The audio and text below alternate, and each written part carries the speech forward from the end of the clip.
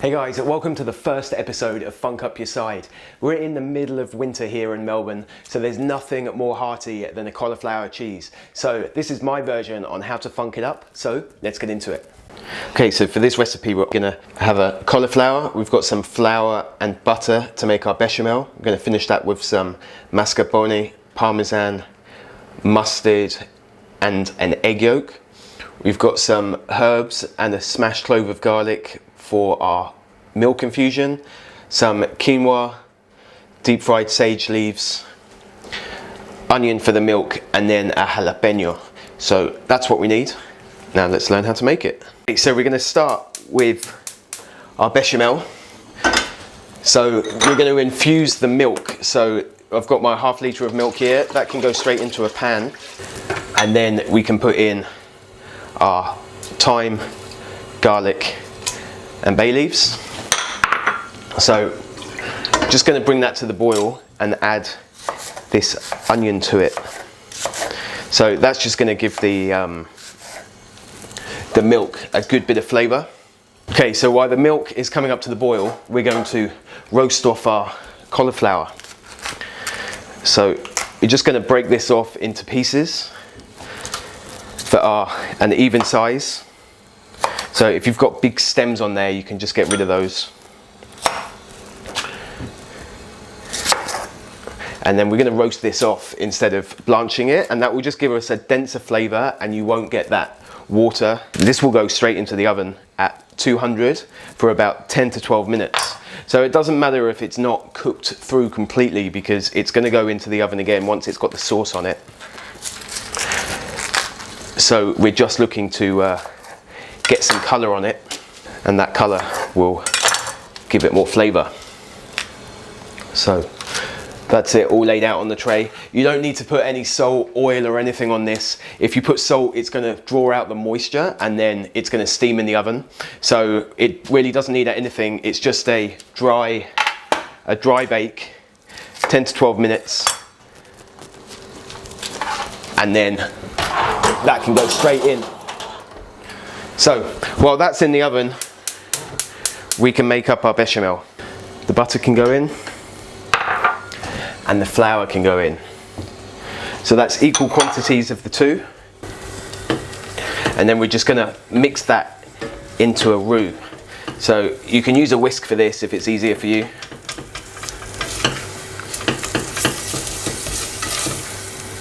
And that milk now has come up to the boil, so we can just turn that off and leave those to infuse.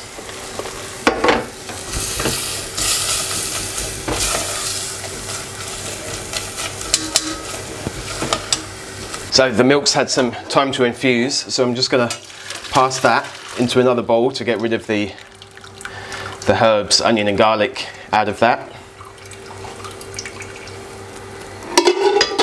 And then we can start making our bechamel. So little by little, we're going to add the milk into the roux.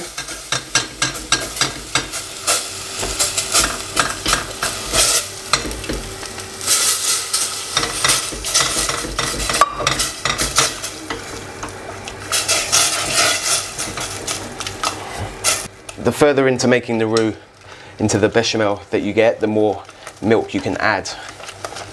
So we just like adding little bits at a time to make sure that we don't get any lumps in our sauce. Just add the rest of that milk in now, and that will be fine. And just like get up the sides so you scrape that all back into it. Otherwise, when it comes to pouring it out, if you catch that, you're actually going to get some lumps in your bechamel, which you don't really want. So we're just going to bring this up to the boil now. That thickness is pretty nice. My sauce is looking really smooth, so we're going to go in with the Dijon mustard. So there's 2 large tablespoons of Dijon in there. The same of mascarpone cheese, parmesan cheese, black pepper,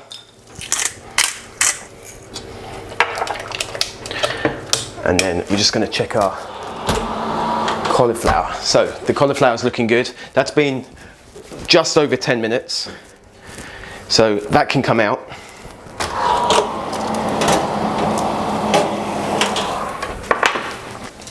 And you can see all the steam that's coming off that. So you really don't need to add anything else because you don't want any more steam. What you're looking for is some nice color like this.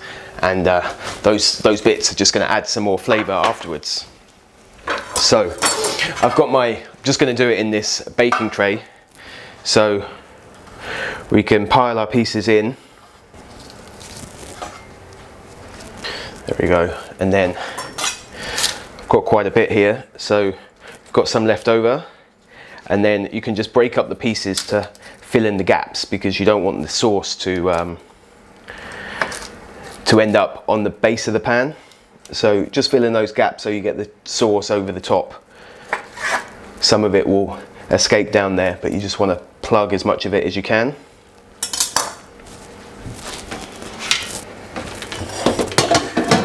And then just before my cheese sauce goes over, I'm going to put in 1 egg yolk. So that's going to help the cheese colour and give it a nice glaze over the top.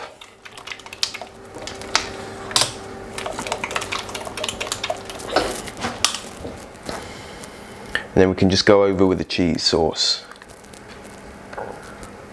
So it's going pretty heavy.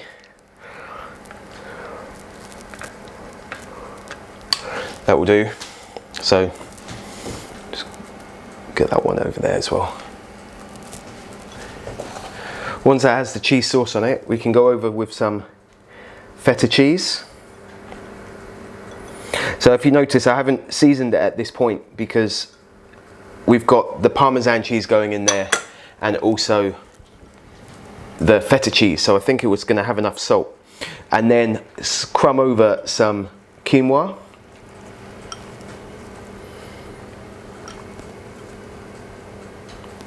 And that's going to give it a really nice crunch.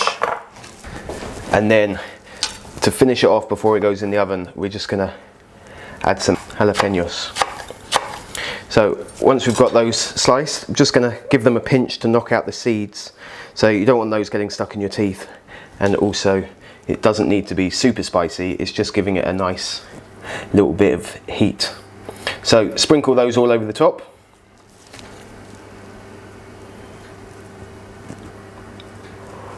And that can go straight into the oven.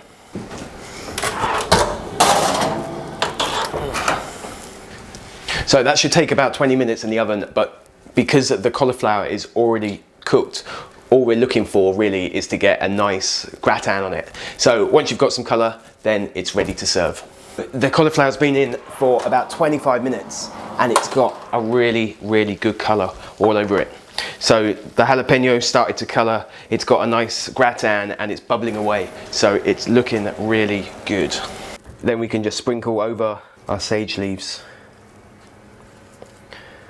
And that's it, plates up and let's give it a go. So, nice crunchy top. Scoop this out.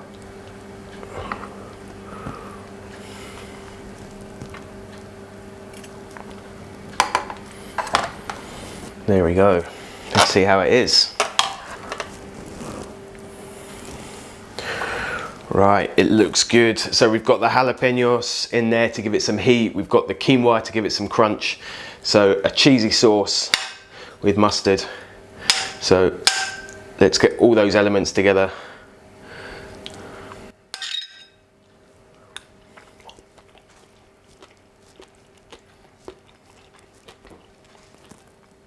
Wow, that's a tasty number and it's definitely got some kick. So you really don't need those seeds in there. So if you want to see more videos like this, don't forget to hit the bell and subscribe. And until then, happy cooking and I'll see you in the next one.